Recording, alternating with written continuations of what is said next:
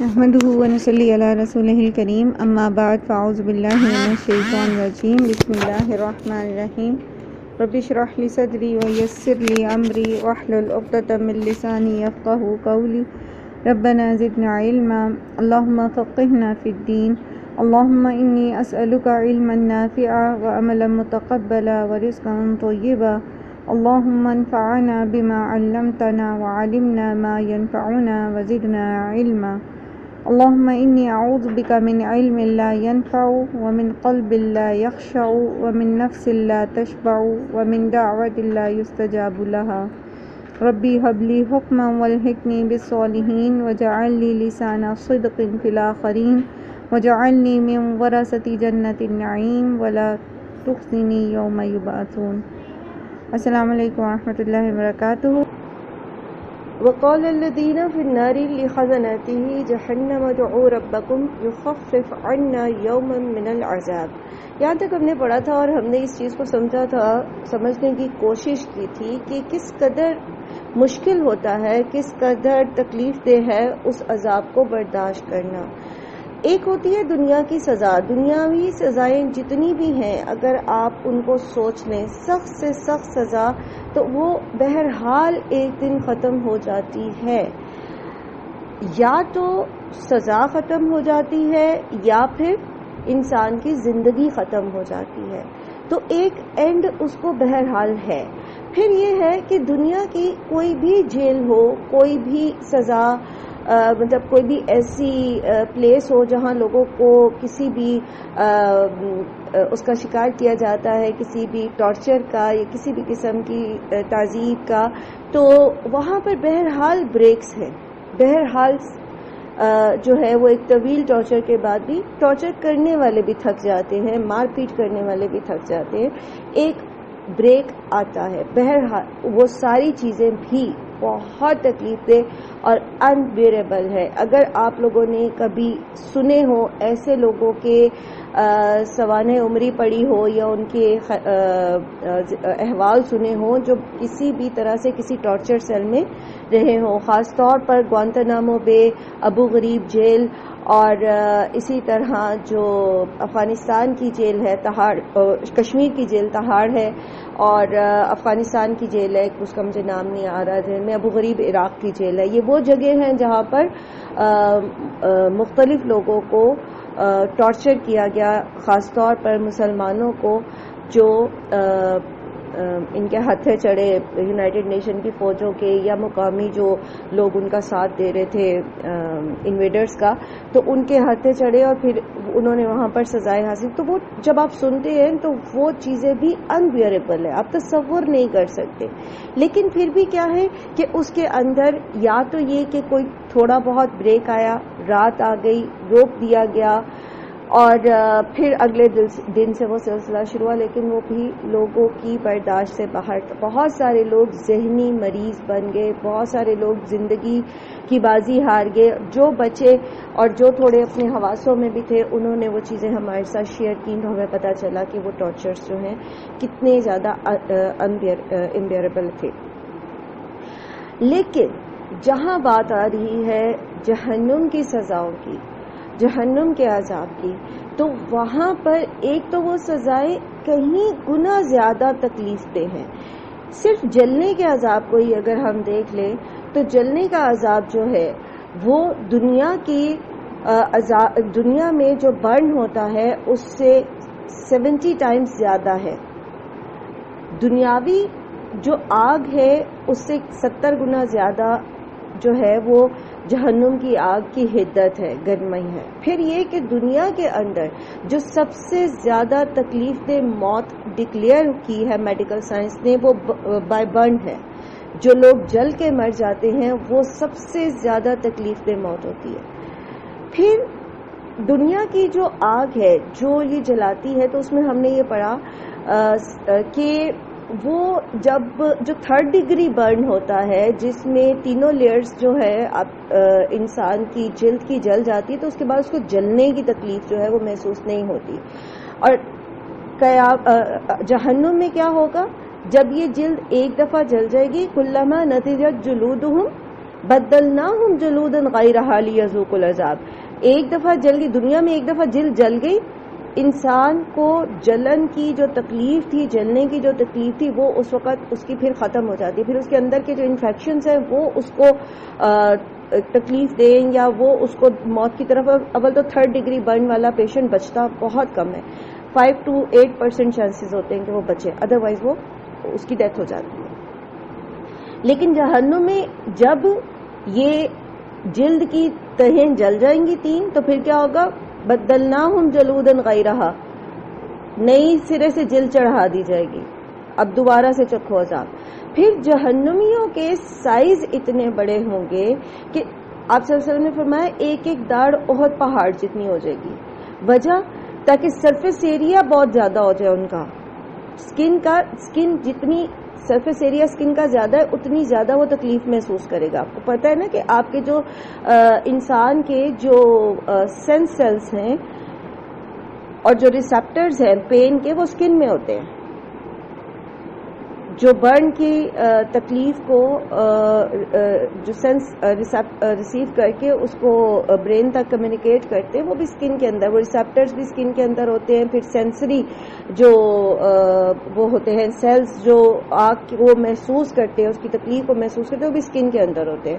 تو جتنی جگہ جلتی ہے اسکن کی، وہیں وہ تکلیف محسوس ہوتی ہے. تو جہنمیوں کی اسکن کا سرفیس ایریا بھی زیادہ کر دیا جائے گا. اب آپ تصور کریں کہ وہ آل دا ٹائم وہ جلنے کی کیفیت میں ہے. اور پھر وہ آگ کیسی ہے؟ وہ آگ نیچے سے بھی ہے، قرآن کریم میں آتا ہے نیچے بھی آگ کا بچھونا ہوگا، اوپر بھی آگ کا سائبان ہوگا، آگ کی کناتوں کے اندر ہوں گے. پھر بعض جو ہیں وہ آگ کے ستونوں کے اندر ہوں گے. اللہ سبحانہ تعالیٰ ہم سب کو، ہماری نسلوں کو، ہماری آل اولاد کو، ہمارے والدین، ہمارے ازواج، ہمارے بہن بھائیوں کو، کل مومنین مومنات کو جہنم کے عذاب سے اپنی پناہ میں رکھے. یہ چمٹ جانے والا عذاب ہے، یہ چھوڑنے والا نہیں ہے.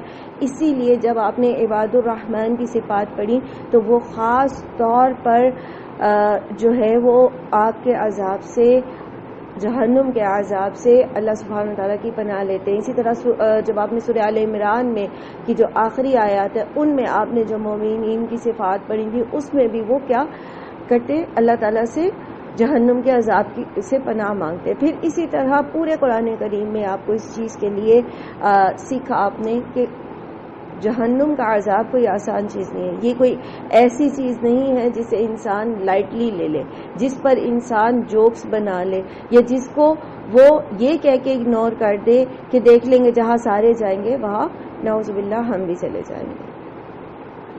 تو یہ جو لوگ ہیں یہ اس مسلسل عذاب میں، پھر جو دروغے ہیں جہنم کے، جو 19 دروغے ہیں، ان کے اندر کسی قسم کا رحم کا ذرا سا بھی اللہ سبحانہ وتعالیٰ نے سینس نہیں رکھی ہوئی، معمولی سی بھی نہیں. وہ رحم کر ہی نہیں سکتے. ان کو جو اللہ تعالیٰ نے حکم دیا ہے وہ اس سے ایک بیونڈ جا کے کسی کو کوئی تخفیف نہیں کر سکیں گے عذاب میں سے. دنیا میں کیا ہوتا ہے کہ جب کوئی ایسا دشمن ہوتا ہے جو کسی کو تکلیف دے رہا ہوتا ہے تو اس کے اندر سے ہی کوئی نہ کوئی ایسا نکل آتا ہے جو پانی پوچھ لیتا ہے، یا کوئی روٹی دے دیتا ہے، یا کوئی ہاتھ ہلکا رکھتا ہے، یا کوئی فرار کی راہ نکال دیتا ہے. لیکن جہنم کے جو دروغے ہیں ان کو ان کے اندر کسی قسم کی رحم کی صفت جو ہے وہ نہیں پائی جاتی. تو یہ جو کافر ہیں یہ وہاں پر ریکویسٹ کریں گے بھاگ بھاگ کر اپنے عذاب سے نجات کے لیے، ان سے جا کے کہیں گے کہ آپ ہمارے لیے دعا کریں اپنے رب سے کہ ایک دن کا عذاب میں کمی کر دی جائے، تھوڑا سا منیوٹ سا بریک دے دیا جائے. تو وہاں پر ان کو جو دروغے ہوں گے وہ کیا کہیں گے؟ قالوا اولم تکو یاتکم رسلکم بالبینات. پہلے یہ بتاؤ تمہیں کسی نے نہیں بتایا تھا اس دن کے بارے میں؟ جیسے سورہ ملک میں بھی آپ پڑھتے ہیں نا، کلما القی فیہا فوج سألہم خزنتها الم یاتکم نذیر. جب بھی کوئی گروہ اس کے اندر پھینکا جائے گا تو جو دروغے ہیں، جو گیٹ کیپرز ہیں جہنم کے، وہ پھر فائنلی ایک آخری حجت ان کے اوپر تمام کریں گے. پوچھیں گے الم یاتکم نذیر، کسی نے نہیں تمہیں بتایا تھا، کوئی تمہیں ڈرانے والا نہیں آیا تھا؟ تو کہیں گے قالوا بلا قد جاءنا نذیر، آیا تھا ہمارے پاس ڈرانے والا، فکذبنا، تو ہم نے اس کو جھٹلا دیا. تو آخری حجت ان کے اوپر تمام کر کے جب ان کو جہنم میں پھینک دیا جائے گا، پھر جب وہ کہیں گے کہ ہمارے لیے دعا کریں کہ جی ہمارے عذاب میں تخفیف کر دی جائے، تو پھر اس وقت ان کو دوبارہ سے وہ کہیں گے کہ اچھا اب تم یہ چاہتے ہو تو مجھے ہمیں بتاؤ ذرا، تمہیں کسی نے نہیں بتایا تھا؟ کوئی رسول تمہارے پاس واضح دلائل، روشن دلائل لے کر نہیں آیا تھا؟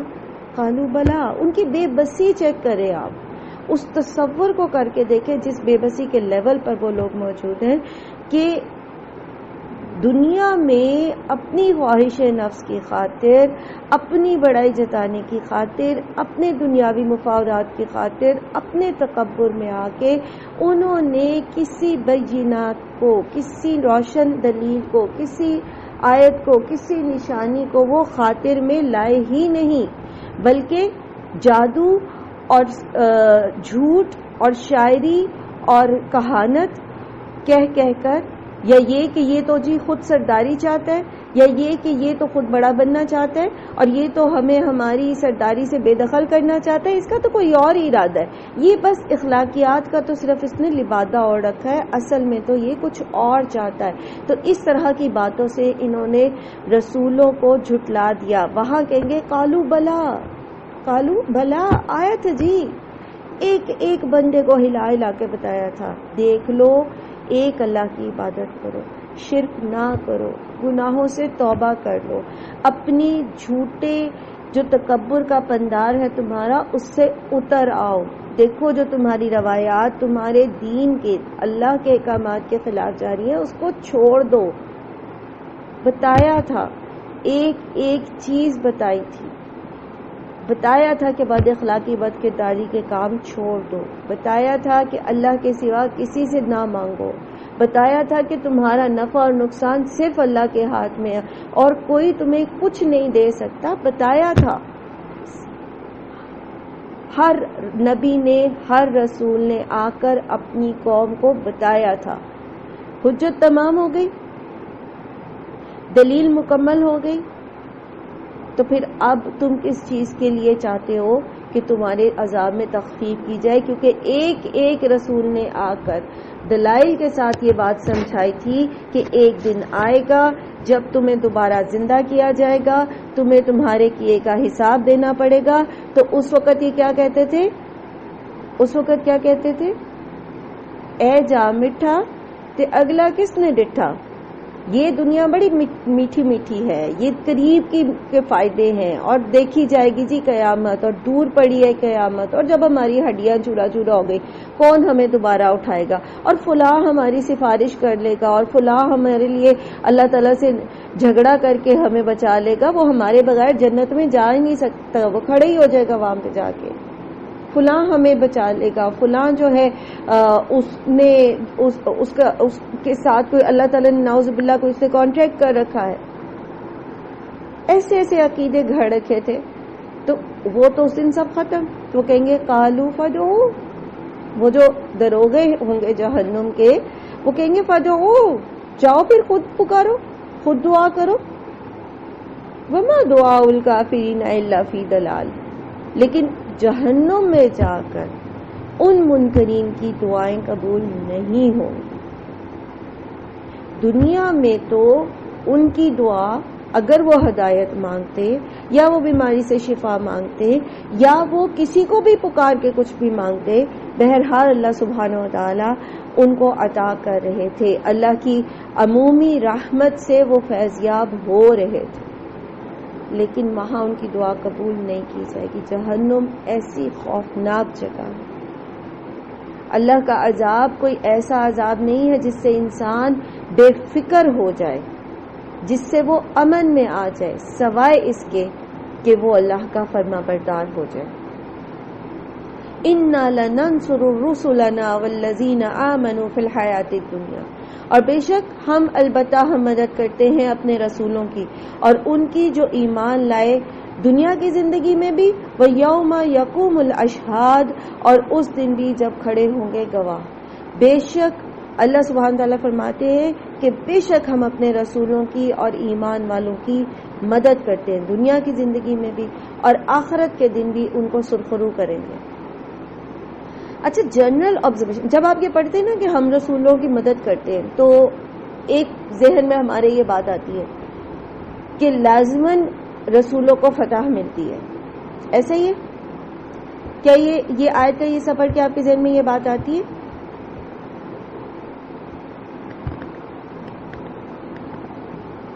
جی بتائیے، یہی آتی ہے نا؟ اور خاص طور پر جب ہم یہ آیات پڑھتے ہیں قرآن کریم کی، جیسے اللہ سبحانہ تعالیٰ فرماتے ہیں کہ مومنوں کو نجات دینا ہمارے اوپر حق ہے، یعنی مومنوں کا حق ہے ہمارے اوپر کہ ہم مومنوں کو نجات دیں، تو بھی ہمارے ذہن میں کیا بات آتی ہے کہ لازماً دنیا کے اندر مومنین کو کوئی سرٹیفکیشن مل جائے گی کہ دے ور رائٹ، یہی آتا ہے نا ہمارے ذہن میں، اور ہسٹری اس کے اوپر گواہ بھی ہے۔ لیکن اس کی دو صورتیں ہوتی ہیں، اس کی دو صورتیں ہیں۔ ایک صورت اس کی یہ ہے کہ جیسا کہ ہم نے نبی صلی اللہ علیہ وآلہ وسلم کے اسوہ میں بھی دیکھا، صحابہ کرام کی زندگی میں دیکھا، اور ان سے پیچھے بھی حضرت موسیٰ، جیسا بھی آگے ذکر آئے گا، حضرت موسیٰ کی قوم کے بارے میں بنی اسرائیل میں دیکھا کہ جہاں جہاں جب انہوں نے ریوائیو کیا دین کو، جب انہوں نے اللہ کی فرما برداری کی، اللہ تعالیٰ نے ان کو دنیا میں بھی بادشاہت عطا کی، دنیا میں بھی اللہ تعالیٰ نے ان کی مدد کی۔ اسی طرح آپ نے دیکھا کہ حضرت نوح کی قوم کو اللہ تعالیٰ نے مومنوں کو بچا لیا، حضرت لوط اور ان کے ساتھ جو ان کی دو بیٹیاں ان پر ایمان لائی تھی، ہم نے دیکھا کہ وہ اس عذاب سے بچا لیے گئے۔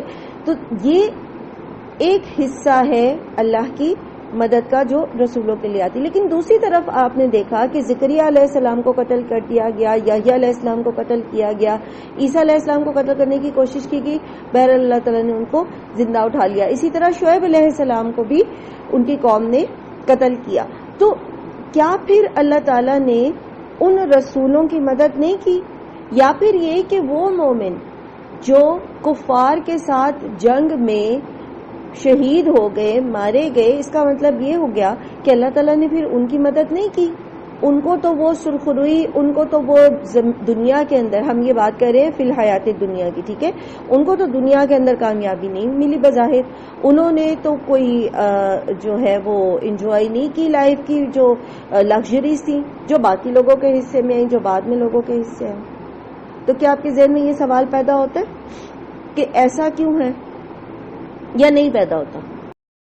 یہ آپ اس لیے کہہ رہے ہیں کیونکہ آپ قرآن پڑھنے والے ہیں، ٹھیک ہے، آپ پیچھے سارے سینیریوز پڑھ کے آئے ہیں، تو آپ کے ذہن میں یہ بات آتی ہے کہ دنیا میں انسان کو جس بھی حالت میں اللہ تعالیٰ رکھتے ہیں، بہرحال اللہ تعالیٰ اس کی بھلائی ہی چاہتے ہیں۔ لیکن اگر آپ دین نہیں سیکھتے، ابھی آپ نے قرآن کا اتنا زیادہ پورشن نہیں پڑھا ہوا، سمجھا نہیں ہوا، قرآن کی اسپرٹ کو آپ نہیں جانتے، پہلا کوشچن آپ کے ذہن میں یہ آ سکتا ہے، پھر نیک لوگوں پہ تکلیفیں کیوں آتی ہیں؟ آپ سے کسی نے یہ سوال نہیں کیا؟ جب آپ بچوں کو سکھاتے ہیں، آپ بچوں کو بتاتے ہیں کہ الٹیمیٹ کامیابی آپ کی اسی راہ پر چل کے ہے، صراط مستقیم پر، تو پھر وہ سوال کرتے ہیں آپ سے کہ فلاں تو بہت نیک ہیں، پھر ان کے حالات ایسے کیوں ہیں؟ فلاں نے تو فلاں وقت میں حق کا اتنا ساتھ دیا، پھر ان کو جیل میں کیوں ڈال دیا گیا، پھر ان کو سزائے موت کیوں ہو گئی؟ حسن النبا کے بارے میں آپ نے پڑھا ہوگا، اخوان المسلمین کے جو فاؤنڈر ہیں، اخوان کے، پڑھا ان کی لائف کے بارے میں آپ نے؟ اسی طرح آپ نے امام احمد بن حنبل کی لائف کے بارے میں پڑھا ہوگا، میں اکثر اس کو کوٹ بھی کرتی ہوں، کتنی تکلیفیں انہوں نے اٹھائیں اور ان تکلیفوں کی وجہ سے ان کا انتقال ہوا۔ وہ جو کوڑے ان کو مارے جاتے تھے امام احمد بن حنبل کو، ان سے ان کے لمبس جو تھے ان کو اکنالج نہیں کیا گیا، ان کو وہاں پر اس وقت اس دور میں کوئی ریوارڈز نہیں ملے تھے، اور ان کوڑوں کی وجہ سے ان کے جو لمبس تھے وہ ناکارہ ہوتے گئے عمر کے ساتھ ساتھ، وہ کام اس طرح سے گرپ نہیں ان کے ہاتھ کر سکتے تھے، یا ان کی جو باقی مطلب جو ٹانگیں وغیرہ تھی وہ کمزور ہو گئی. تو ہم بظاہر آبزرویشن اسی طرح کی ہے، جیسے ابھی حضرت زکریا کے بارے میں پڑھا، حضرت یحییٰ کا سر قلم کر کے وقت کے بادشاہ نے اپنی معشوقہ کے سامنے پیش کیا تھا، اس کی خواہش بس نے یحییٰ علیہ السلام کا جو ہے وہ قتل کیا تھا. اسی طرح بنی اسرائیل کے بہت سارے رسول جو ہے کہتے ہیں قریباً 200 کے قریب انبیاء جو ہیں ان کو بنی اسرائیل نے قتل کیا تھا. تو بات دراصل یہ ہے کہ یہ جو اللہ کی مدد ہے نا، اللہ کی مدد آنا، ایک جو بات ابھی ارم نے کی نا کہ اللہ جس حال میں رکھے ہمیں ہم راضی ہیں، ٹھیک ہے، وہ اور چیز ہے، لیکن اللہ کی مدد آنے کی بات ہو رہی ہے. لننصر رسلنا، اللہ تعالیٰ کہہ رہے ہیں ہم ضرور مدد کرتے ہیں اپنے رسولوں کی. تو وہ مدد ہمیں وہاں تو نظر نہیں آ رہی، تو وہ مدد کیسے آئے گی، کب آئے گی، یہ چیز سمجھنی ہے. یہ چیز اگر ہمیں سمجھ آ جاتی ہے تو پھر ہم اس لیول پر پہنچ جاتے ہیں جو ابھی ارم نے کہا کہ پھر ہم راضی برضا رہتے ہیں، جس حال میں بھی اللہ ہمیں رکھے ہم اس کے اندر راضی رہتے ہیں. اور ہم سمجھتے ہیں کہ ٹھیک ہے، ایک ٹانگ بھی کٹ گئی، ایک بازو بھی کٹ گیا، فلاں بیماری بھی ہو گئی، بستر مرگ پہ بھی پڑ گئے، مال بھی لٹ گیا، کچھ بھی ہو گیا، بہرحال اس میں میرا بھلا ہے. لیکن اس سٹیج تک پہنچنے کے لیے وہ جو شعور کی، جو ایمان کی مضبوطی ہے، وہ آپ کو قرآن عطا کرتا ہے اسی طرح گریجولی سمجھا کے. جب آپ ہسٹری کو اٹھا کے دیکھتے ہیں نا تو آپ یہ دیکھتے ہیں کہ بنی اسرائیل نے جس دور میں انبیاء کو زیادہ قتل کیا تھا نا، یہ ان کا انحطاط کا، اخلاقی انحطاط کا سب سے گرا ہوا دور تھا، سب سے زیادہ، جس میں حضرت یحییٰ کو قتل کیا انہوں نے، حضرت زکریا کو قتل کیا. بعض کہتے ہیں کہ زکریا علیہ السلام کو ایک درخت نے پناہ دے دی تھی، وہ قتل نہیں ہوئے، لیکن بعض روایات میں اس سے پتہ چلتا ہے کہ ان کو بھی قتل کیا گیا تھا. پھر اسی طرح دیگر جو انبیاء کو انہوں نے قتل کیا تو وہ ان کے انحطاط کا، اخلاقی انحطاط کا دور تھا. اس میں پھر انہوں نے تو اپنا سے کوشش کر کے، مکر کر کے ان انبیاء کو راستے سے ہٹا دیا. لیکن پھر کیا ہوا، جو ان کے فالوورز سے انبیاء کے، اللہ تعالیٰ نے ان کی مدد کی. کیسے کی؟ پیچھے آپ بنی اسرائیل میں تفصیل سے پڑھ کے آئے ہیں کیسے کی تھی اللہ تعالیٰ نے ان کی مدد. اللہ تعالیٰ نے اپنے ہی کچھ بندے ان کے اوپر مسلط کر دیے. بخت نصر ہو گیا، یا ٹیٹس ہو گیا، یا اسی طرح جرمنی میں ہٹلر ہو گیا. جب تک جو ہے جہاں جہاں انہوں نے اللہ تعالیٰ کی نافرمانیاں کی، یا اخلاقی ان کی اقدار جو ہے وہ بہت زیادہ گر گئیں، وہاں پر پھر اللہ تعالیٰ نے ان کو اس طرح سے عذاب کا شکار کیا. کیونکہ بنی اسرائیل کے اندر ہر دور میں ایک گروہ ایسا رہا ہے جو دین پر قائم رہا ہے. جیسے امت مسلمہ کا حال ہو گیا نا، نبی صلی اللہ علیہ وسلم نے فرمایا نا کہ میری امت میں ایک گروہ قیامت تک ایسا رہے گا جو امر بالمعروف و نہی عن المنکر کرتا رہے گا. اس لیے بنی اسرائیل کو بھی اللہ تعالیٰ نے صفحہ ہستی سے نہیں مٹایا جیسے پچھلی قوموں کو مٹا دیا تھا. تو اللہ تعالیٰ مدد کرتے ہیں، اللہ تعالیٰ کی مدد، جیسے کیونکہ یہاں پر لام جو ہے نا لائے تاکید ہے. لائے تاکید کا مطلب کیا ہوتا ہے؟ ضرور کریں گے. تو بظاہر تو نظر نہیں آئی، بظاہر تو آپ دیکھتے ہیں نا کہ ایک عام انسان، عام نیک شخص ہے اور وہ ساری زندگی تکلیف میں گزارتا ہے اور اسی تکلیف میں وہ دنیا سے چلا جاتا ہے. آپ اس کی زندگی پہ غور کرتے ہیں، آپ کہتے ہیں یہاں حیات طیبہ کہاں تھی؟ اللہ تعالیٰ کا تو وعدہ ہے کہ جو ایمان لائے گا، جو نیک عمل کرے گا، اس کو ہم لَنُحْيِيَنَّهُ، اس کے اندر لام بھی تاکید کا ہے، نون مشدد بھی تاکید کا ہے، ضرور بس ضرور حیات طیبہ عطا کریں گے دنیا میں. ہمیں نظر نہیں آتی وہ حیات طیبہ، ہم کہتے ہیں کہ اس نے کیا زندگی گزاری. لیکن بات دراصل یہ ہے کہ اللہ تعالیٰ کی مدد اس کے لیے آئی ضرور. ہمیں کیا پتا کہ اس کی موت جو تھی وہ اس کے لیے کتنا بڑا خوشی کا پیغام لے کر آئی، اور ہمیں کیا معلوم کہ وہ جس تکلیف میں وہ گزر رہا تھا، جو اس نے صبر کیا، اللہ تعالیٰ نے اس کے کتنے درجے بلند کیے. اور پھر اللہ تعالیٰ اسی کی نسل میں سے ایسے لوگوں کو اٹھا دے گا جو اس کے اخلاق اور کردار کی جو اس نے بنیاد ڈالی ہوگی اپنی اس نسل کے اندر، تو اللہ تعالیٰ ان کو پھر دنیاوی ترقیاں بھی دے گا. جیسا ہم نے دیکھا کہ خود نبی صلی اللہ علیہ وآلہ وسلم نے اپنی ساری حیات مبارکہ بہت تنگی میں گزاری، بہت تنگی ترشی میں گزاری. حضرت عائشہ کی وہ روایت ہم بارہا پڑھ چکے کہ 3 چاند گزر جاتے تھے لیکن کوئی 2 سیاہ چیزوں کے اوپر گزارا ہوتا تھا، یعنی پانی اور کھجور پہ.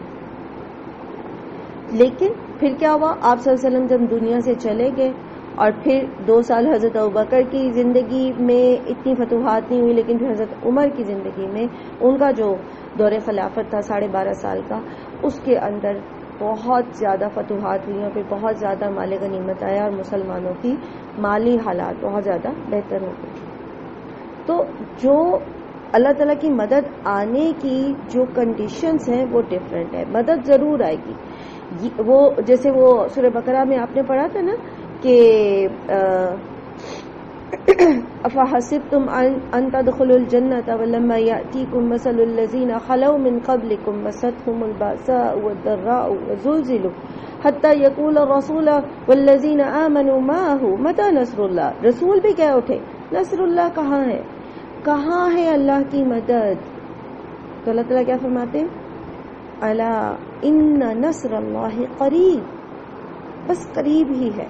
اب ہو سکتا ہے کہ وہ رسول اور وہ مومنین کا وہ گروہ جو ہے وہ تو نہ دیکھیں اس مدد کو، ان کو تو اللہ تعالیٰ نے اجر آخرت میں یوم الاشہاد کے لیے محفوظ کر لیے ہوں اور بھی بڑھا چڑھا کے، لیکن جو ان کے ڈسینڈر ہیں وہ اس کو انجوائے کریں، اس نصرت کو، اس مدد کو، اس فتح کو، جیسا کہ مسلمانوں نے کی. آپ نے دیکھا کہ مختلف ادوار کو بھی اگر ہم دیکھیں اور مختلف دور کی مسلمان حکومتوں کو اگر ہم اکٹھا کرتے تو 19ویں صدی کے آغاز تک، 18ویں صدی کے اختتام اور 19ویں صدی کے آغاز تک آدھی سے زیادہ دنیا پر مسلمان جو ہیں وہ خلافت عثمانیہ کی شکل میں کسی نہ کسی طرح راج کر رہے تھے. تو اس دور کے مسلمانوں نے یا بیچ میں جو ریوائیو کرتے رہے مسلمان، انہوں نے شاید وہ نہیں دیکھی ہوں گی فتوحات، لیکن بعد کے لوگوں نے ان چیزوں کو دیکھا. تو یہ دونوں چیزوں میں اللہ کی مدد پوشیدہ ہے. اس وقت بھی مدد آ جاتی ہے مومنین کے لیے، جیسا کہ ہم نے فرعون کے مقابلے میں بنی اسرائیل کو دیکھا کہ اللہ تعالیٰ نے ان کو پار لگا دیا. اسی طرح حضرت نوح کی قوم، حضرت لوط کی قوم، اور اسی طرح آپ نے حضرت صالح اور حضرت ہود کی قوموں کے بارے میں بھی پڑھا کہ کس طرح اللہ نے مومنین کو نجات دی. دیئر اینڈ دین اللہ تعالیٰ نے اپنی مدد بھیجی. غزوہ بدر میں اللہ تعالیٰ نے فرشتوں کو بھیج دیا. ٹھیک ہے، تو وہاں وہ مدد آتی ہے، اس طرح بھی آتی ہے. لیکن اس طرح بھی اللہ کی مدد آتی ہے کہ کچھ لوگ اس میں اس مدد کو دیکھ نہیں پاتے اور اس راہ میں اپنی جان تک دے دیتے ہیں، لیکن بعد میں آنے والے اس کے ثمرات پاتے ہیں. یہ دنیاوی حد تک. اور پھر وہ یوم یقوم الاشہاد، یوم الاشہاد یہاں پر کس کو کہا گیا ہے؟ جی بتائیے. قیامت کے دن، قیامت کے دن کو کہا گیا ہے نا. قیامت کے دن گواہیاں ہوں گی، پیچھے بھی ہم پڑھ کے آئے ہیں. کون کون گواہ دے گا، کس کس کے بارے میں گواہی ہوگی؟ سب سے پہلے تو رسول گواہی دیں گے اپنی قوم کے اوپر کہ اللہ تعالیٰ ہم نے آپ کا پیغام بلا کم و کاس ہر طریقے سے صبح و شام، جیسے حضرت نوح کہتے ہیں نا اللہ تعالیٰ سے سورہ نوح میں کہ اللہ تعالیٰ میں نے دن میں بھی انہیں سمجھایا، میں نے ان کو رات کی گھڑیوں میں بھی سمجھایا، میں نے چھپ چھپ کے بھی بتایا، میں نے ان کو اعلانیہ بھی بتایا، میں نے ان کے لیے ان کو ہر طرح سے سمجھایا، فردن فردن بتایا، اجتماعی طور پر بتایا. تو سب سے پہلے رسول گواہی دیں گے اور پھر تمام رسولوں پر محمد صلی اللہ علیہ وآلہ وسلم بھی گواہی دیں گے. پھر امتوں کے نیک لوگ گواہیاں دیں گے. اور پھر نبی صلی اللہ علیہ وآلہ وسلم نے حجۃ الوداع پہ کیا کیا تھا یاد ہے؟ خطبہ حجۃ الوداع میں آپ صلی اللہ علیہ وسلم نے سب سے پوچھا تھا، جب پورا بتا دیا خطبہ حجۃ الوداع مکمل ہوا تو آپ صلی اللہ علیہ وسلم نے کیا فرمایا کہ کیا میں نے دین تم سب تک پہنچا دیا؟ تو سب نے کہا جی پہنچا دیا. 3 دفعہ آپ نے یہ پوچھا اور پھر آپ نے اللہ تعالیٰ سے آسمان کی طرف انگلی اٹھا کے کہا کہ اللہ تعالیٰ آپ اس پر گواہ رہیے گا، میں نے اپنی ذمہ داری پوری کر دی. تو انبیاء گواہی دیں گے، پھر فرشتے گواہی دیں گے. کون کون سے فرشتے گواہی دیں گے؟ کرامن کاتبین گواہی دیں گے، پھر جو ویسے فرشتے جو ہیں جیسے عصر اور فجر کے وقت جو ہے فرشتے تبدیل ہوتے ہیں وہ گواہی دیں گے، اور بھی اسی طرح گواہیاں ہوں گی. پھر انسان خود گواہی دے گا، اس کے اعضاء گواہی دے گی. تو قیامت جو ہے وہ قیامت کا دن گواہیوں کا دن ہے. انسان اگر مکرنا بھی چاہے گا تو کوئی مکر نہیں سکے گا. بالخصوص یہاں پر یوم الاشہاد کیوں کہا گیا ہے؟ کیونکہ ان لوگوں کے بارے میں مدد کا وعدہ پورا ہونا ہے جنہوں نے اپنے فرض کی ادائیگی کی. قیامت کے دن پیچھے بھی آپ پڑھ کے آئے، کس کو فائدہ ہوگا اس دن؟ جس دن سچوں کو ان کی سچائی فائدہ دے گی. جنہوں نے دنیا میں حق کا سچ کا ساتھ دیا، جنہوں نے دنیا میں اپنے ایمان کو باطل سے آلودہ نہیں کیا، سچ پہ قائم رہے، سچے رہے، اپنے دعوے جو کیے ان کو پورا کر کے دکھایا. ایمان کا جو دعویٰ کیا، جو دین کی مدد کرنے کے وعدے کیے تھے، تمام چیزوں میں کو انہوں نے پورا کیا. تو قیامت کے دن ان کے سچ کی گواہیاں آئیں گی، لوگ گواہیاں دیں گے، چیزیں گواہیاں دیں گے. مؤذن کے لیے کون کون گواہی دے گا؟ میں نے آپ کو روایت بتائی تھی نا، جو مؤذن ہوتا ہے اس کے لیے کون کون گواہی دے گا؟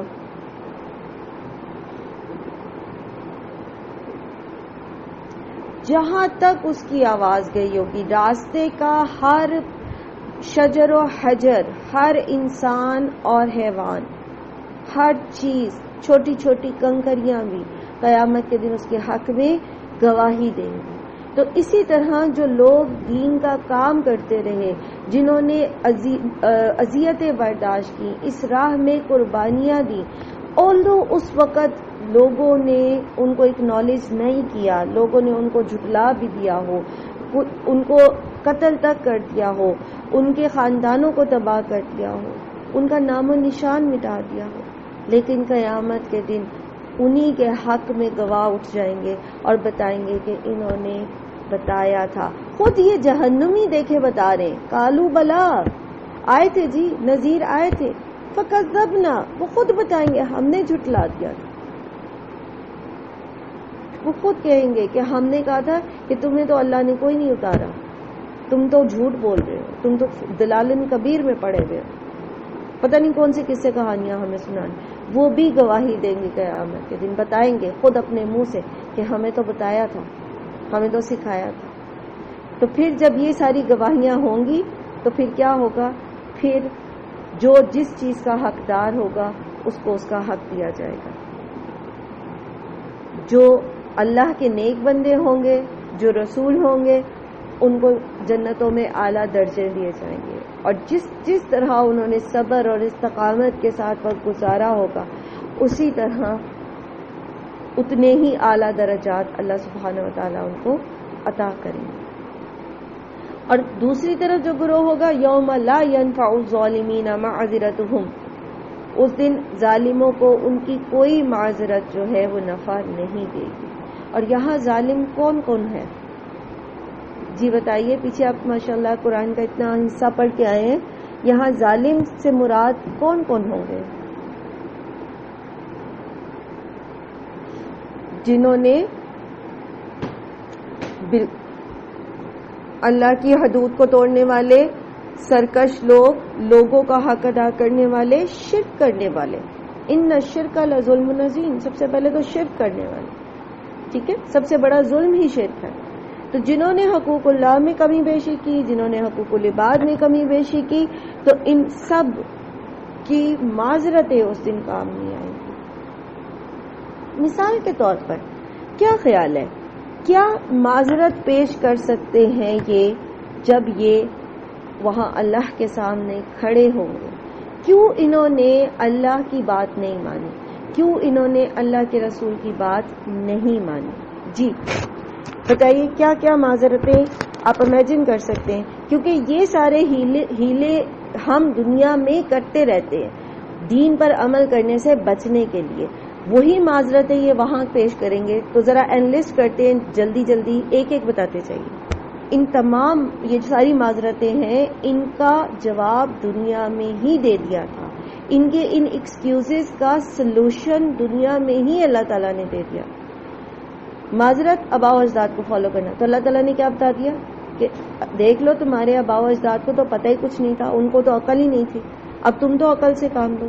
پھر انفلوئنشل لوگ، ظالم حکمران، تو اللہ تعالیٰ نے کیا فرمایا کہ اگر تمہارے پاس ہجرت، اللہ کی زمین وسیع ہے، تم ہجرت کر جاؤ، دنیا کی اس جگہ پہ چلے جاؤ جہاں تمہیں دین پر عمل کی سہولت موجود ہے، دارالسلام میں چلے جاؤ.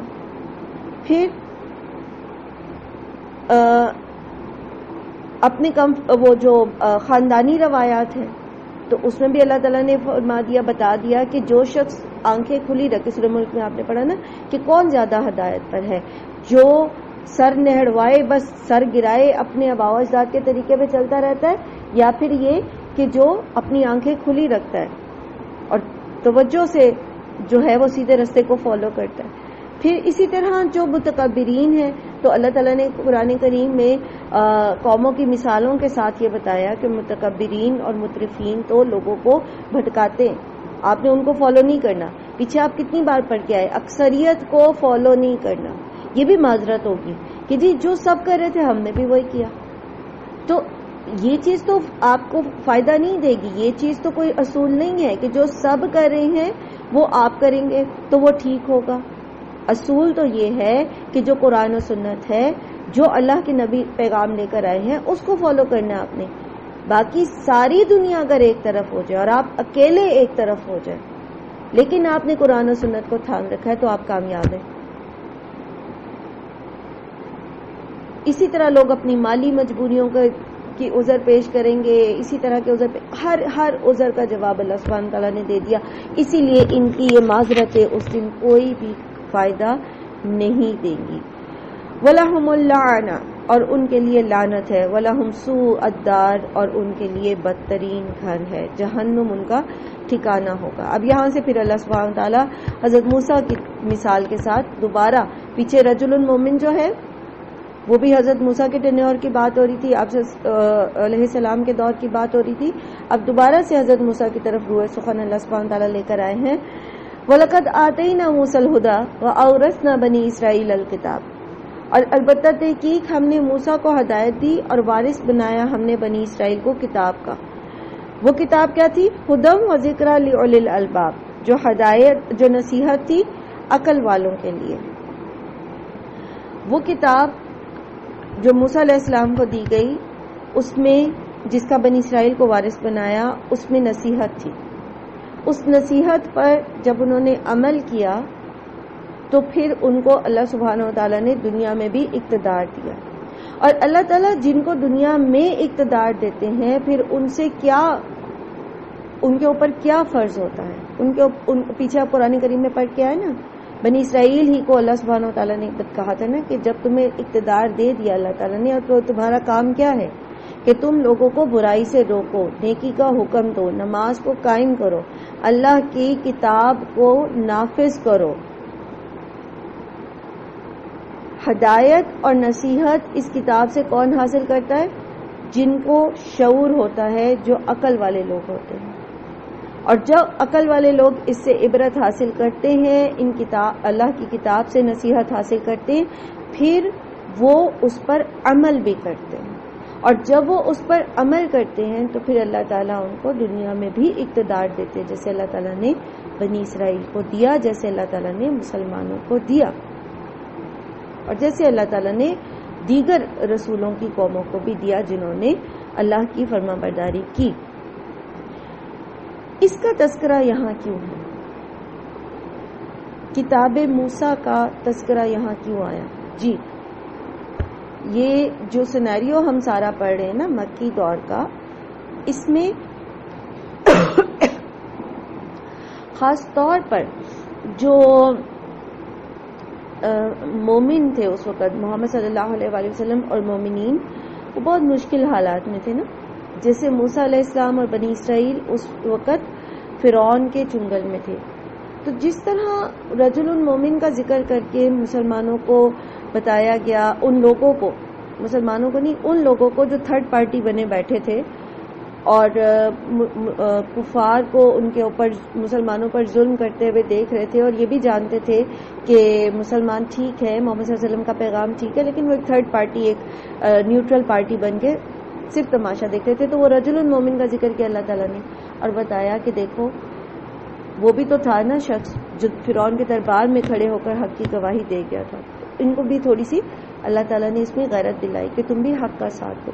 اب یہاں پر قرآن کریم نازل ہو رہا ہے، قرآن کریم محمد صلی اللہ علیہ وسلم پڑھ کے سنا رہے ہیں، اور چونکہ پچھلی قوموں کے قصوں سے جو ہے وہ اس وقت کے لوگ بھی فیملیئر تھے، اور خاص طور پر تورات اور حضرت موسیٰ کے اوپر جو نازل ہوئی، تو اس کے بارے میں یہ یہود سے باقاعدہ نبی صلی اللہ علیہ وآلہ وسلم کے بارے میں جا جا کے سوالات بھی کیا کرتے تھے. اپنے نمائندوں کو بھیجتے تھے اور پوچھتے تھے کہ اچھا تم اپنی کتاب، تم تو اللہ کی طرف سے تم پر کتاب آئی ہوئی ہے، تم بتاؤ کہ یہ سچے ہیں یا نہیں ہیں محمد صلی اللہ علیہ وسلم. تو ان کو اسی ریفرنس سے پھر اللہ تعالیٰ بتا رہے کہ جس رب نے موسیٰ کو کتاب دی تھی اور اس کتاب کا وارث بنایا تھا بنی اسرائیل کو، اور موسیٰ علیہ السلام کو ہدایت دی تھی، وہی رب، وہی اللہ ہے جو محمد صلی اللہ علیہ وآلہ وسلم کو بھی ہدایت دے رہا.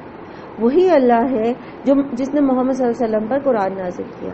جس طرح تورات میں ہدایت اور نصیحت تھی، اسی طرح قرآن میں بھی ہدایت اور نصیحت ہے، لیکن فرق یہ ہے کہ سمجھ کس کو آئے گی؟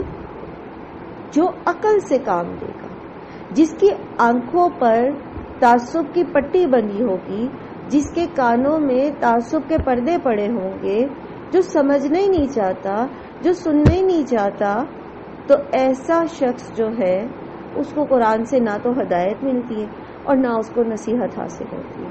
تو بنی اسرائیل کو جن کو اللہ نے کتاب کا وارث بنایا تھا، ان میں سے بھی سمجھ انہی کو آئی جنہوں نے عقل سے کام لیا. تو جو یہاں پر اب یہ جو سینیریو بنا ہے مکہ کے اندر، تو اس میں بھی جنہوں نے عقل سے کام لیا وہ اس قرآن پر ایمان لے آئے. دوسری جو بات اس آیت میں ہمارے سیکھنے کی ہے وہ یہ ہے کہ کڑا دور تھا جس وقت یہ فرعون کے بھی ظلم و ستم کی انتہا کا دور تھا، جو اس صورت میں ہم نے واقعہ پڑھا رجل مومن والا. تو اللہ تعالیٰ فرما رہے ہیں وَلَقَدْ آتَيْنَا مُوسَى الْهُدَىٰ، اللہ تعالیٰ نے موسیٰ کو ہدایت دی. ایسا نہیں تھا کہ اللہ تعالیٰ نے ہارون علیہ السلام اور موسیٰ علیہ السلام کو بھیج دیا مشن پہ اور ان کو ان کے اوپر چھوڑ دیا، بس اب تم نے وہاں سے بنی اسرائیل کو نکالنا ہے، اب تم اپنی عقل سمجھ سے جو کرنا چاہو کرتے رہو. نہیں، بلکہ لمحہ و لمحہ، ہر لحظہ اللہ سبحانہ و تعالیٰ نے موسیٰ علیہ السلام کو بتایا، ہدایت دی کہ تم نے کیا کرنا. یہ ہدایت جو اللہ تعالیٰ کی طرف سے آتی ہے نا مومنین کو، انبیاء پر تو وحی کے ذریعے آتی تھی، عام مومنین تک بھی یہ ہدایت آتی ہے. وہ کس طرح سے؟ کبھی اللہ تعالیٰ دل میں خیال ڈال دیتے ہیں، کبھی اللہ تعالیٰ ایسے واقعات نظروں کے سامنے سے گزارتے ہیں کہ انسان اس کے اندر سے اپنے مسئلے کا حل نکالتا ہے. کبھی قرآن کریم کی کوئی آیت جو کسی اور کانٹیکس میں ہوتی ہے، لیکن جب ہم پڑھتے ہیں تو فوراً جو ہے ہمیں اپنے مسئلے کا سلوشن اس میں نظر آ جاتا ہے. تو اللہ تعالیٰ مومن کو جب کسی آزمائش میں ڈالتے ہیں تو اس کو اکیلا نہیں چھوڑ، اس کو ہدایت دیتے رہتے. موسیٰ علیہ السلام اور ہارون علیہ السلام کو اللہ تعالیٰ نے کیا کہا تھا؟ سورہ طٰہٰ میں آپ نے پڑھا نا، کیا کہ تم جاؤ، تم ہماری نگاہوں کے سامنے ہو، ہم تمہارے ساتھ ہیں. یہی کانفیڈنس ہر مومن کا ہونا چاہیے. کامیابی دنیا میں نعمتیں حاصل کرنے کا نام نہیں ہے، اصل میں وہ بھی مل جاتی ہیں، لیکن اصل کامیابی یہ ہے کہ ہم اللہ تعالیٰ کی فرما برداری پر کتنا قائم رہے. کامیابی دنیا میں ہی صحت تندرستی یا بیماری سے شفا مل جانے میں نہیں، کامیابی اس میں ہے کہ اس بیماری میں ہم کتنا صبر کر سکیں، اس تکلیف میں ہم نے کیا کیا سیکھ لیا، اور پھر یہ کہ ہم نے اپنے رب کو کیسے یاد کیا، کیسے یاد رکھا. ہدایت اللہ تعالیٰ کی طرف سے آتی رہے گی. جیسے جیسے ہم اللہ کی طرف ہاتھ بڑھائیں گے، جیسے جیسے ہم اللہ کی طرف قدم بڑھائیں گے، جیسے جیسے ہم اللہ کی طرف چل کے جائیں گے، اللہ سبحانہ و تعالیٰ کی طرف سے ہدایت دوڑ کے ہمارے پاس آئے گی. اللہ تعالیٰ اپنے بندوں کو اکیلا نہیں چھوڑتے، لیکن کس حال میں رکھتے ہیں یہ اللہ تعالیٰ کی اپنی حکمت ہے. وہ جانتے ہیں کہ کس کی بھلائی سب سے زیادہ کس حال میں. ہمیں اللہ تعالیٰ سے یہ دعا کرنی چاہیے کہ اللہ تعالیٰ آسانیاں عطا فرمائے. ہمیں اللہ کے رسول صلی اللہ علیہ وآلہ وسلم نے عافیت کی دعا مانگنے کی تلقین کی. دنیا اور آخرت میں عافیت پانا. کہیں پر آپ کو تکلیف لینے کے لیے دعا نہیں کہی گئی کہ اللہ تعالیٰ ہمیں، جو جیسے ایک شخص تھا نا جو بہت بیمار تھا، تو آپ صلی اللہ علیہ وسلم اس کے پاس گئے، آپ نے اس سے پوچھا کہ تم نے کوئی دعا تو ایسی نہیں کی، تمہاری یہ حالت ہوئی بھی ہے کہ سوکھ کے ہڈیوں کا ڈھانچہ بن گیا. تو اس نے کہا کہ میں نے یہ دعا کی تھی کہ اللہ تعالیٰ جو بھی میرے گناہوں کا عذاب ہے آپ مجھے دنیا میں ہی دے دیں. تو آپ صلی اللہ علیہ وسلم نے فرمایا کہ تم نے ایسا کیوں نہ کہا کہ اللہ تعالیٰ تمہارے گناہوں کو بخش دے. تو یہ اللہ تعالیٰ کو بہتر پتا ہوتا ہے کہ انسان کو کس حال میں رکھنا ہے اور کس طرح اس کے درجات کو بلند کرنا ہے. ہم نے عافیت ہی مانگنی ہے، ہم نے ایسی کوئی دعا نہیں اللہ تعالیٰ سے مانگنی، ہم نے آزمائشیں نہیں مانگنی. ہم آزمائش پہ پورا اتر ہی نہیں سکتے. ہم میں سے کون ایسا ہے جو اپنے ایمان کے بارے میں کوئی دعویٰ رکھتا ہو کہ میرا ایمان تو بہت مضبوط ہے. حتیٰ کہ صحابہ کرام کا یہ حال تھا، آپ صلی اللہ علیہ وآلہ وسلم کے ساتھیوں کا، کہ انہوں نے کبھی اپنے ایمان کو جبرائیل اور میکائیل جیسا نہیں سمجھا تھا. وہ ڈرتے رہتے تھے ہر لمحہ کہ کہیں ہمارے اندر منافقت نہ آ جائے. ہمیشہ اللہ سے عافیت مانگیں، ہمیشہ خیر کی دعا کریں، نعمتیں مانگیں، نعمتوں کی حفاظت کی دعا کریں. یہ دعا ضرور کریں کہ اللہ تعالیٰ آپ ان جس بھی حال میں ہم ہیں اور جو بھی نعمتیں آپ ہمیں دے رہے ہیں، جو بھی سکون اور عافیت میں آپ نے ہمیں رکھا، آپ ہمیں اپنا فرما بردار رکھیں، ہمیں خود سے دور نہ ہونے دیں. ہم اگر ہمیں کسی تکلیف میں بھی ہم ہیں تو اس میں بھی ہمیں اس کا بہترین پہلو سجھا دیں، جو آپ ہمیں سکھانا چاہتے ہیں وہ سکھا دیں. اور جب انسان اس نظر کے ساتھ قرآن کو پڑھتا ہے تو پھر وہ ضرور نصیحت حاصل کرتا ہے اور ضرور اس کو وے آؤٹ ملتے ہیں، ضرور اس کو ہدایت ملتی ہے. پھر اللہ سبحانہ تعالیٰ کا ذکر کرنے کی ضرورت ہے. جس بھی حال میں آپ ہیں، آپ خوشی میں ہیں یا غمی میں ہیں، ہر حال میں اللہ کو یاد رکھنا. اور خاص طور پر جب انسان تکلیف میں ہے، جیسا کہ یہاں پر جو مومنین اس وقت مکہ میں موجود تھے، جس قدر وہ ذہنی اور جسمانی تکلیفیں برداشت کر رہے تھے، اللہ سبحانہ تعالیٰ ان کو ان تکلیفوں کے ساتھ کوپ اپ کرنے کا جو طریقہ بتا رہے ہیں وہ ہے صبر. فاصبر، بس آپ صبر کیجئے. یہ بھی ایک حکمت ہے. مکہ کے اندر اللہ سبحانہ و تعالیٰ نے قتال فی سبیل اللہ کی اجازت نہیں دی، حالانکہ سب سے مشکل اور سب سے بڑے اجر والا جہاد ہے یہ قتال فی سبیل اللہ، جہاں انسان اپنی جان اور مال دونوں اللہ کی راہ میں لگا دیتا ہے اس نیت کے ساتھ کہ میں اس کو قربان کر دوں گا.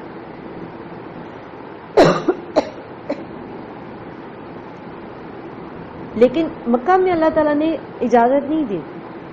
مکہ میں اللہ تعالیٰ نے فاعرض عن الجاہلین کی پالیسی اپنانے کو کہا. جاہلوں سے اعراض برتتے رہے. پھر کیا ہے؟ فاصبر، کہ یہ حکمت یہ تھی کہ مسلمان اس وقت اس حال میں نہیں تھے، اس پاور میں نہیں تھے کہ وہ قتال کر سکتے، جنگ کر سکتے، لڑائی کا بدلہ، ظلم کا بدلہ بازو، ہاتھ اور بازو سے دے سکتے. وہ کمزور تھے، اس وقت انہیں کیا کہا گیا؟ صبر کرے. یہ بھی ہم سیکھتے ہیں. ہم کس سینیریو میں ہیں؟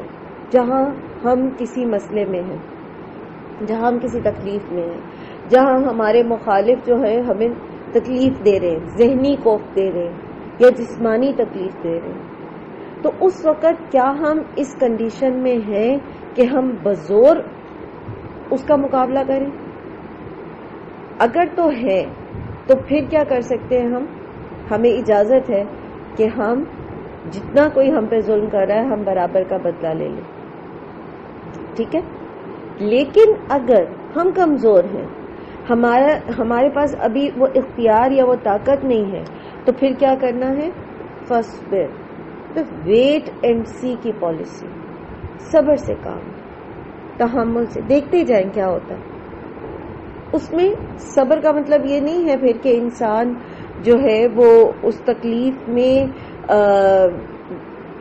اس کو اپنے حواسوں پر طاری کر دے، بلکہ پھر کیا ہے، اس چیز پر یقین کے ساتھ صبر کریں کہ ان وعد اللہ حق، کہ اللہ تعالیٰ کا وعدہ سچا ہو کے رہے گا. میں اگر حق پہ ہوں، میں اگر سچ کے راستے پر ہوں، میری اگر غلطی نہیں ہے، دوسرا میرے اوپر زیادتی کر رہا ہے، تو صبر سے کام.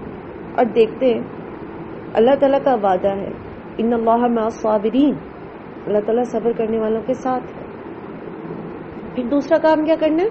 واستغفر لذنبک. آپ صلی اللہ علیہ وسلم سے کہا جا رہا ہے کہ آپ بخشش طلب کیجیے اپنے گناہ کی. ابھی ہم اس طرف آتے ہیں، یہ کون سی بات ہو رہی ہے، لیکن پہلے بات چل رہی ہے، میں اس کو کمپلیٹ کر لیتی ہوں. تو ہم جب کسی مسئلے میں ہوتے ہیں، کسی تکلیف میں ہوتے ہیں، بعض اوقات ہمیں نہیں پتا ہوتا وہ ہماری ہی ہاتھوں کی کمائی ہوتی. ہمیں نہیں پتا ہوتا کس وقت ہم نے کوئی ایسا بول دیا جو اللہ تعالیٰ کو سخت ناپسند آیا. آپ صلی اللہ علیہ وسلم نے فرمایا نا کہ بعض باتیں ایسی ہیں کہ تم اسے معمولی سمجھتے ہو، لیکن اللہ کے نزدیک وہ بہت بڑی ہیں. وہ بعض نیکیاں ایسی ہیں کہ تم حقیر سمجھتے ہو، لیکن اللہ کے نزدیک وہ بہت بڑی ہیں. تو بعض گناہ ہم حقیر سمجھ کے کر دیتے، لیکن اللہ تعالیٰ کے نزدیک وہ ایسے بڑے گناہ ہوتے ہیں، یا اللہ تعالیٰ اتنا اس سے خفا ہوتے ہیں کہ وہ پھر ہمیں ایسے سرکمسٹانسز میں ڈال دیتے ہیں. استغفار ضرور کریں. اکثر ایسا ہوتا ہے جب ہم کسی مصیبت میں ہوتے ہیں نا، کسی تکلیف میں، کسی ذہنی کوف میں، کسی فزیکل پرابلم میں ہوتے ہیں، مالی مشکل میں ہوتے ہیں، ہم اپنا جائزہ لینا شروع کرتے ہیں.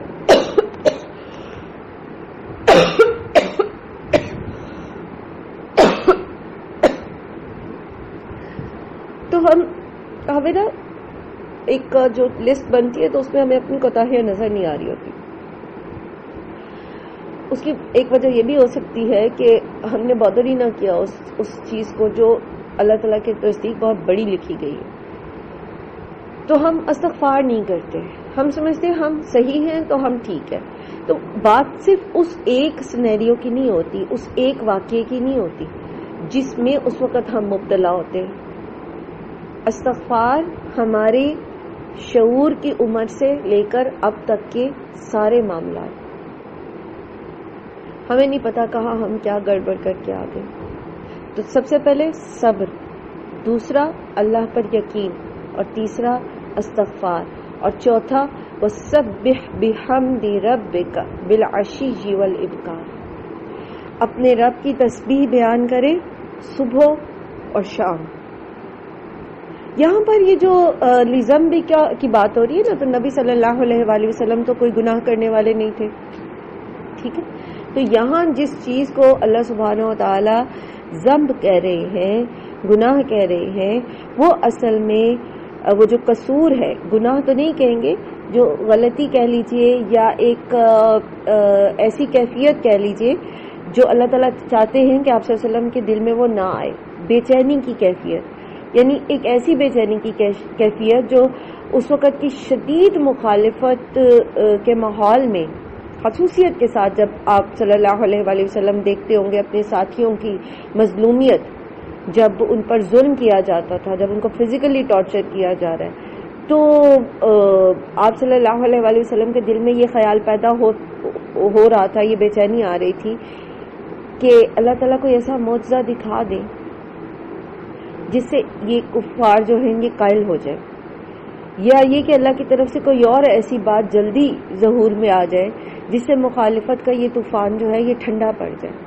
تو بجائے خود تو یہ خواہش جو ہے کوئی گناہ نہیں ہے کہ جس پر توبہ استغفار کی جائے، لیکن جس مقام پر نبی صلی اللہ علیہ وآلہ وسلم کو اللہ سبحانہ وتعالی نے مقرر فرمایا تھا وہ بہت ہی اولو العزمی کا مقام تھا. تو جو اولو العزمی کا مقام ہوتا ہے نا، اس میں اللہ تعالیٰ اتنی چھوٹی سی بے صبری بھی جو ہے نا وہ اس مرتبے سے فروتر ہوتی ہے. اللہ تعالیٰ چاہتے ہیں کہ وہ بھی نہ ہو. تو یہاں پر یہ جو کہا جا رہا ہے وَاسْتَغْفِرْ لِذَنْبِكَ، تو اس کا مطلب کیا ہے کہ آپ اللہ تعالیٰ یہ فرما رہے ہیں کہ آپ کے اندر چٹان کی سی مضبوطی ہونی چاہیے.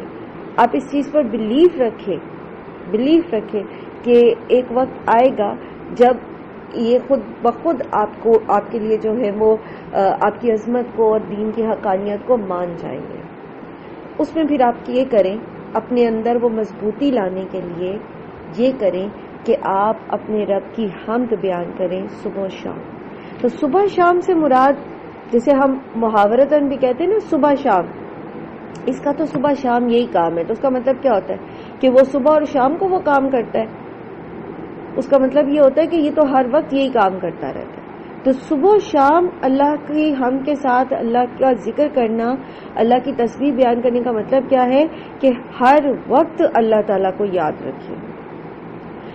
ہر وقت اللہ تعالیٰ کو یاد رکھنے سے ہمارے اندر ایک طاقت پیدا ہوتی ہے، ہمارے اندر ایک ہمت آتی ہے، ایک حوصلہ پیدا ہوتا ہے.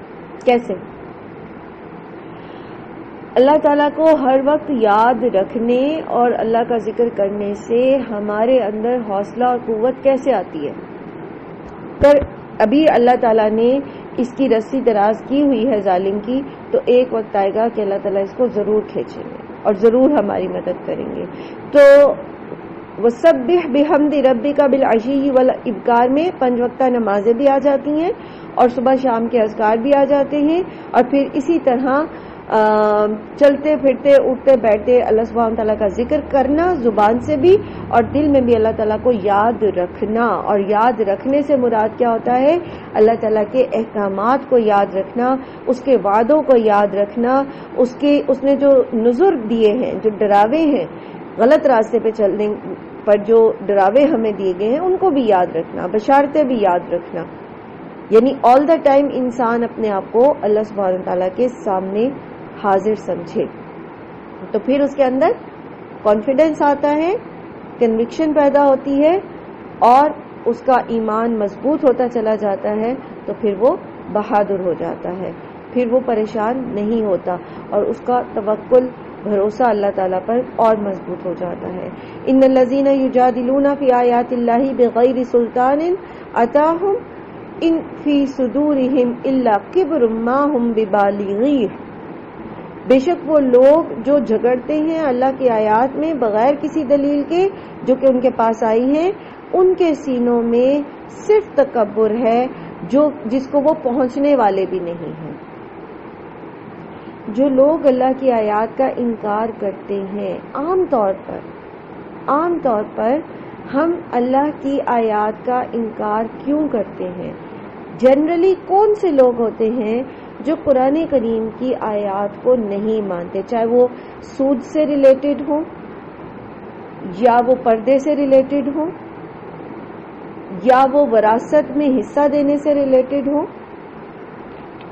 عام طور پر ہم ان آیات کا انکار کیوں کرتے ہیں؟ بیوی کو اس کا حق دینے سے ریلیٹڈ ہو، کسی بھی چیز کا، تو کیوں انکار کرتے ہیں؟ جی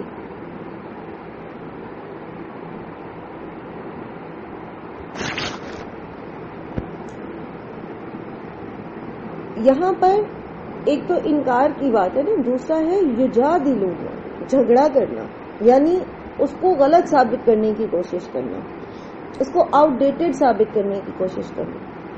پاکستان کے اندر یا دیگر بھی دنیا میں جہاں کہیں بھی جو طبقہ ایسا موجود ہے جو قرآن کی آیات پر بحثیں کرتا ہے، عام طور پر آپ دیکھتے ہیں کہ وہ بڑے ایجوکیٹڈ قسم کے لوگ ہیں این جی او سے ریلیٹڈ.